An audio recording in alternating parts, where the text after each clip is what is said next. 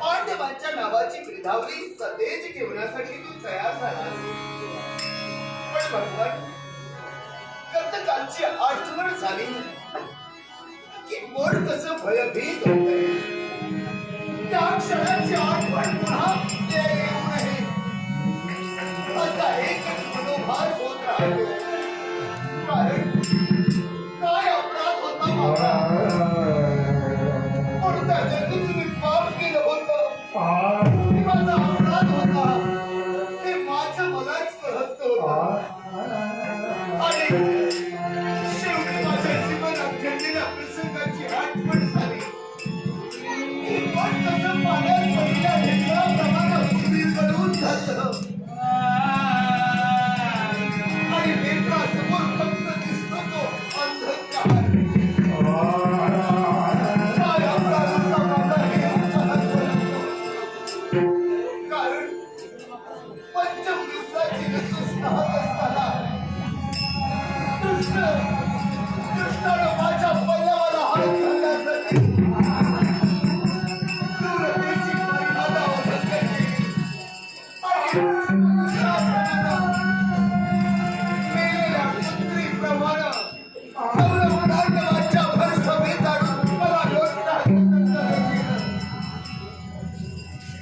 त्यावेळी पटपटा कौरवपांडवांच्या सभेत मला लोटण्याचं कर्तव्य केलं. त्याच वेळी भयभीत अवस्थेत माझे जीवन होतं. इकडची कल्पना आळसून चाहून फोडत होते. अर्धवाडं विजायच्या जवळ कयावया करत होते. पण भगवंता सारे जग मात्र आपल्या मानाभूमीकडे लावून त्याच्या कुणी उलट्याचा धाडस करत होतं, कुणी बराबरचा धाडस करत होतं. हा बनता दृष्टानं त्या दुःशासनानं माझ्या वस्त्रावर हस्त घालायला सुरुवात केली. आणि माझी वस्त्र पिळायला सुरुवात केली. माझी वस्त्र पिळत असताना भगवंता, हे दयाघना, माझ्या मुखातून तुझ्या नावाची नामावली झाली.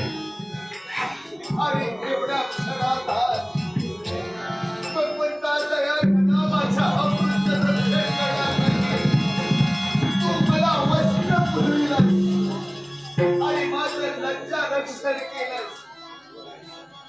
त्या क्षणापासून आज पावतो हे माझ्या दयाघना, भक्ताच्या पाठीशी ज्याप्रमाणे सदैव राहत त्याचप्रमाणे या पांडवांच्या पाठीशी राहिलास. आणि सदोदित भगवंता हा पांडवांची लावली सदैव ठेवली. पण आज विचार करते एकाच गोष्टीचा, दुःशासनानं माझ्या पल्लवाला हस्त घालून वस्त्र केल्याचा धाडस केला. दयाघनानं माझ्या अमृत रक्षण केलं. मोकळ्या केसांचं बंधन केव्हा होईल या आशेकडे असणारी भगवंता मोकळ्या केसांचं बंधन झालं. मोकळ्या केसांचं बंधन झालं तरी सुद्धा ज्या क्षणाची मी आतुरतेनं वाट पाहत होते तो दिवस म्हणजे पुष्परोहणाचा. माझ्या मोकळ्या केसात केव्हा एकदा पुष्प रोहलं जाईल याचकडे मी आशावादी बनलेलं माझं मन ओढत होतं. आणि तो दिवस माझ्या जीवनात प्राप्त झाला. आजचा दिवस आहे तो आनंदाचा दिवस, पुष्परोहणाचा दिवस. आणि या पुष्परोहणाच्या दिवशी ठरल्याप्रमाणे माझा दयाळू गोपाळ कृष्ण याच्या हस्ते आजचा पुष्परोहणाचा दिवस होणार आहे. शकले